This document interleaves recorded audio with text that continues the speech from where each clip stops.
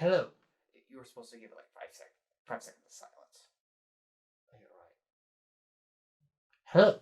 Today we are discussing Sunwielder by D. Wallace Peach. Whoa.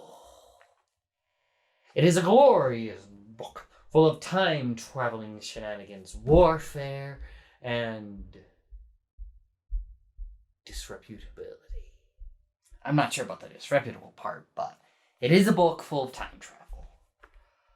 The synopsis is, in a land on the brink of war, Griff Warden discovers his family slaughtered, his farm in ruin. Mortally wounded, he stumbles upon a timekeeper, an old woman of the northern forests, one who tracks the infinite paths of each life.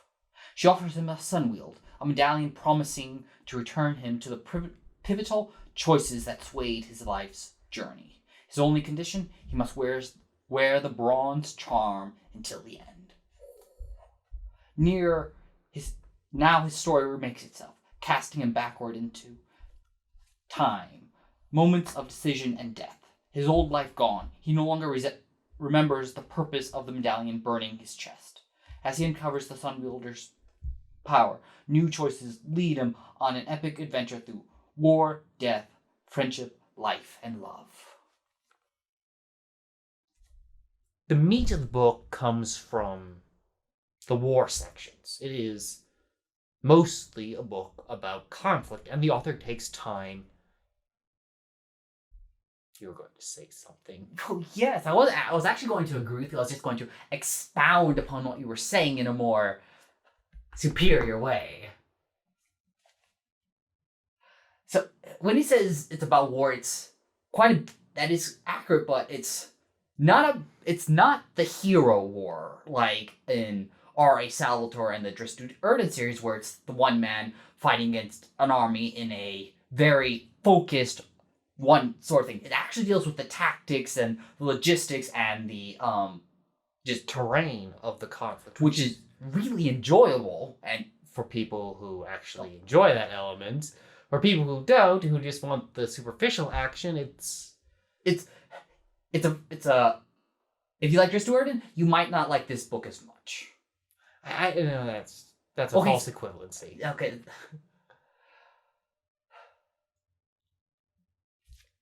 The book is about the grand scale of a war rather than the minute scale. That, and not so much about as in a huge section of the book. The majority of the book is focused on the large scale conflict from a large scale, as opposed from the immediate personal conflict. Though there are parts of the book where you see the hero perform acts and minor heroics. He's not the chosen one per se, where he's a god tier fighter or anything.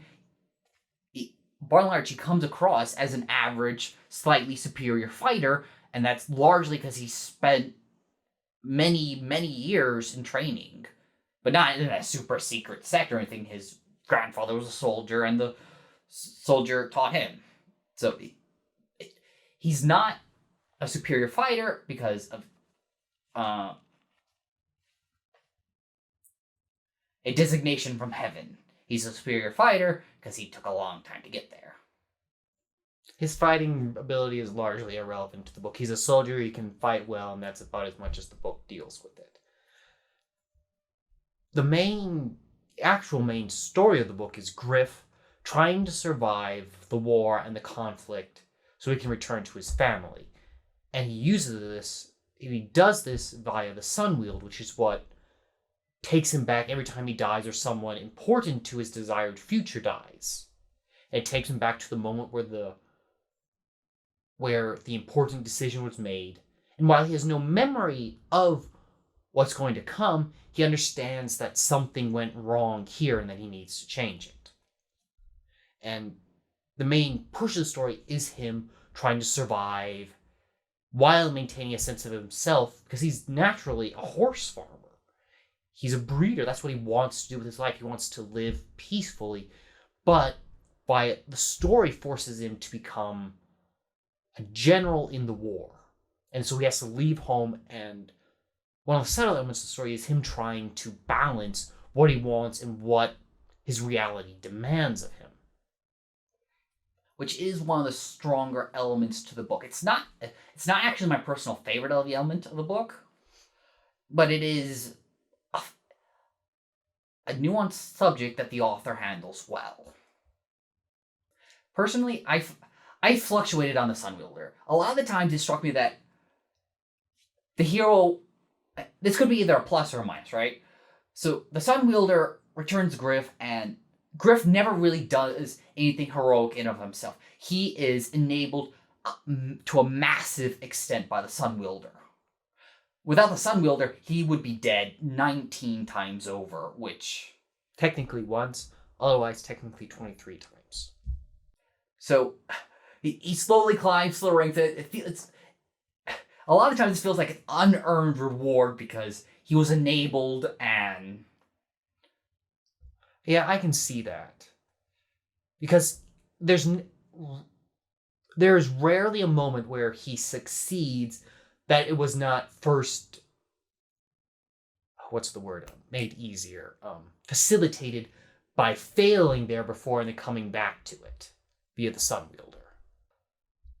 The Sunwielder is the only source of magic in the books, the only fantastical element in the entire story, which, while not a huge thing, was a little bit disappointing. I like to read fantasy for the fantastical elements, and the Sunwielder was literally the only thing in a 200,000 word book. Yeah, that occurred to me as well. Which is rather funny because on one hand, I'm getting kind of tired of sword and sorcery fantasy where it's all this elves and dwarves and well, but at the same time, it's like, I read something where it's like, I kind of would have minded some elves and dwarves popping up here. Not elves and dwarves, just something else fantastical. You don't have to do the elves and dwarves to be fantasy. I agree. Exactly, so that's not... the elves and dwarves not being there is irrelevant. I just wanted something else. Like, he didn't even stumble across this magical glowing river or anything. Had nothing. There was no interesting sights or details. It felt like a copy-paste of our world with a Sunwielder.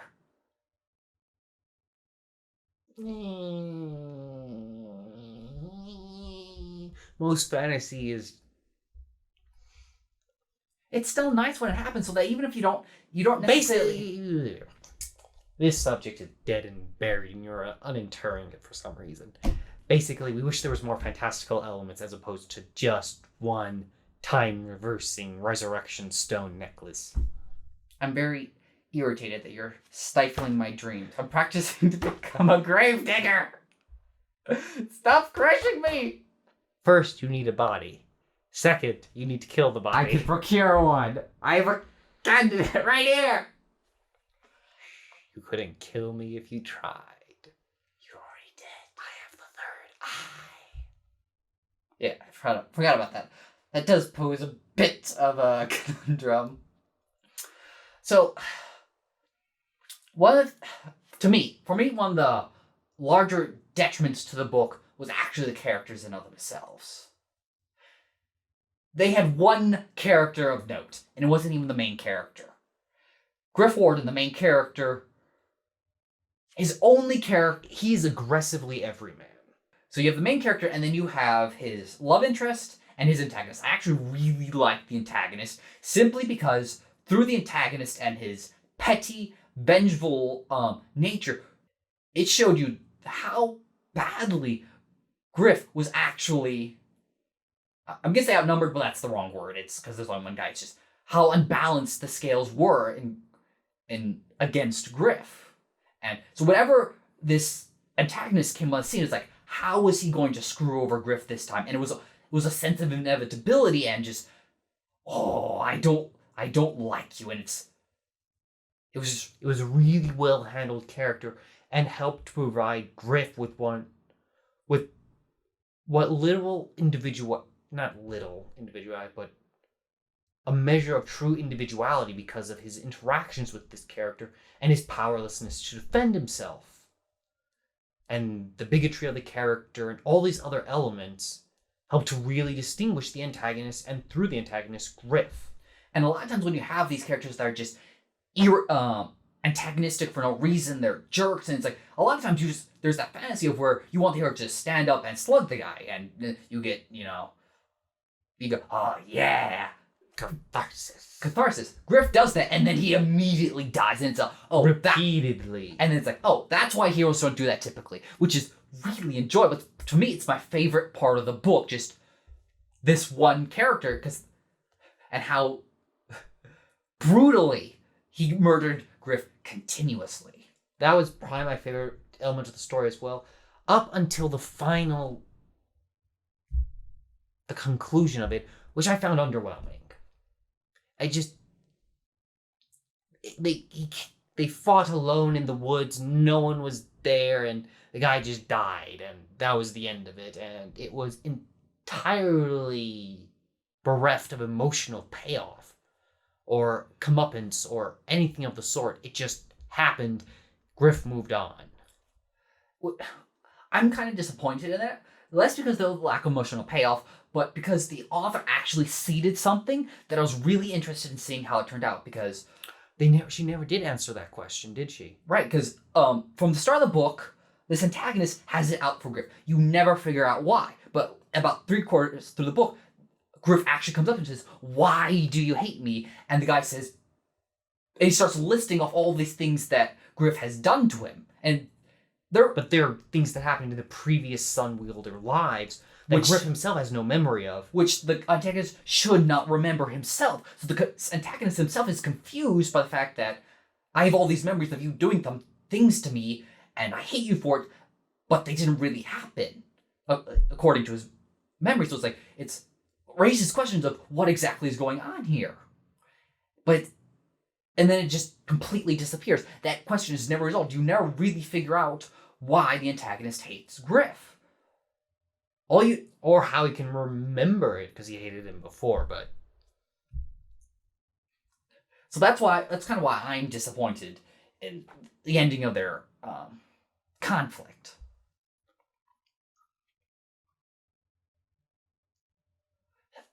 That's it. The ending of the book was handled well. Or at least a part of the book was handled well, right? Because what happens is Griff takes off the Sunwielder, or loses the Sunwielder, and suddenly he is inundated with memories of all the lives he lived in the past. I think we don't... that's kind of spoilerish, even though you've already spoiled everything like a rotten egg. But I like spoiling things. I like enjoying their suffering. The only person suffering here is me. Well, I'm enjoying it thoroughly. Thank you for being present. But still, yeah. I enjoyed the but I enjoyed that section of the book, but it didn't strike me as particularly excellent conclusion. Okay, so it wasn't a part of the conclusion, because obviously the conclusion is him getting up with his love interest. So the conclusion of the book, but that 2-3 chapters was what I was most engaged in the story, apart from when the antagonist was kicking up dust. I enjoyed the war section. I did too, but I'm saying that I didn't find Griff as necessarily boring as you did. I admit that he's not particularly distinctive a character, but I didn't necessarily find him boring. He's eminently forgettable. He has not one interesting characteristic. That doesn't mean that doesn't mean I have to find him boring. I didn't find him as boring as you did. Just, I'll admit, colorless. A little colorless. Bland. A little colorless. He would kill a rainbow! He would kill a double rainbow! Yeah, I think you're jumping through mathematics without paying attention to the arithmetic.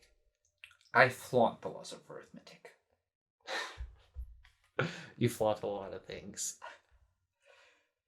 So, all those criticisms aside, I would probably have given the book 4 stars because the prose itself is quite solid. The characters, while a little bland, are solid. And the narrative itself, again, is solid and enjoyable and well handled. I disagree.